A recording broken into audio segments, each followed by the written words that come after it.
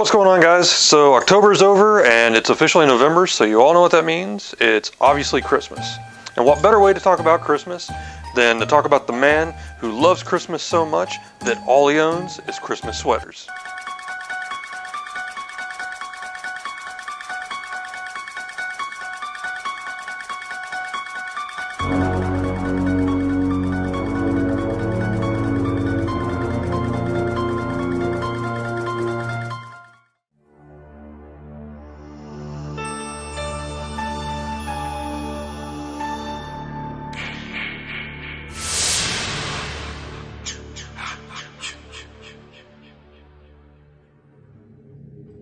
So I remember sitting in Japanese class back in college when the first trailer for Freddy vs. Jason dropped. And I remember being super excited because, you know, growing up it was always who would win in a fight, Freddy or Jason. You know, the old saying was always, if it's in the real world, obviously Jason will win. If it's in the dream world, Freddy will win. But, you know, whatever. I was a fan of both series. I wanted to see it on the big screen, so I was super excited. Now, I remember watching the trailer.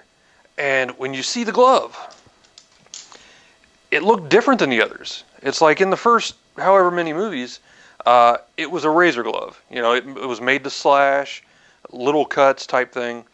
The new one looked bigger and meaner. It had a menacing curve to the blades.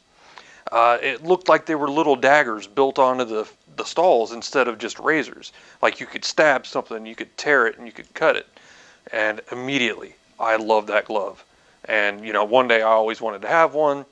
Back then, I don't really know if there were many prop makers doing this type of thing. It wasn't until years later that I got into the prop business. But from the moment I saw that glove, I loved it. Absolutely loved it. And today we're talking about the Dark Dream Designs Freddy vs. Jason glove, made by Jameson Knapp. I'll leave all his info below if you want to check out his gloves. These things are amazing, and this glove here actually holds a very special place in my heart, if you want to say that. So 3-4 years ago, I went to a convention where Robert Englund was going to be signing autographs. So getting to meet Robert Englund means I had to have a glove to get signed, and I kept debating back and forth. Do I take, you know, a part 1, it's a classic, the original, or do I go with the Versus glove that I just think is so awesome? So what I did was I went with the Versus. And what happened was we're in line to do a photo op. And whoever was supposed to bring his glove for him to do the photo ops didn't show up. So he comes out and he asks the crowd, you know, anybody got a glove I can use for these photo ops? So I raised mine up and he actually picked this glove and did the photo ops with this glove. So some of you out there might actually have a picture of him wearing this glove. It was awesome.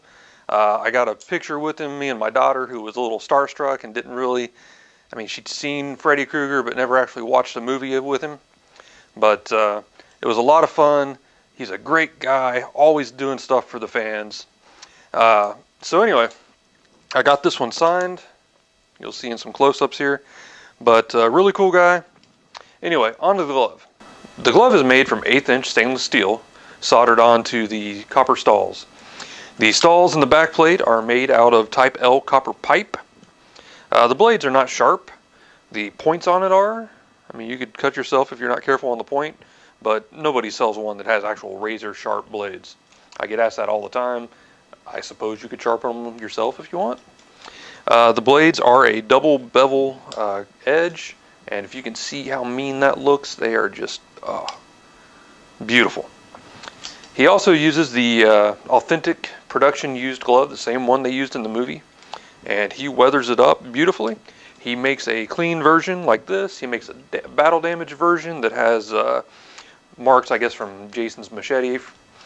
He also makes a penny thick or nickel thick version every great once in a while. That being the copper pieces are as thick as a penny or as thick as a nickel. Makes the gloves really big and heavy and strong. They're really expensive too, and they only pop up every great once in a while. I think this one's plenty heavy and strong enough, but you know, some people, that's what they might want. But I will leave his contact info below. If you have any questions, let me know. Otherwise, if you're looking for a really good Freddy glove, check out his website.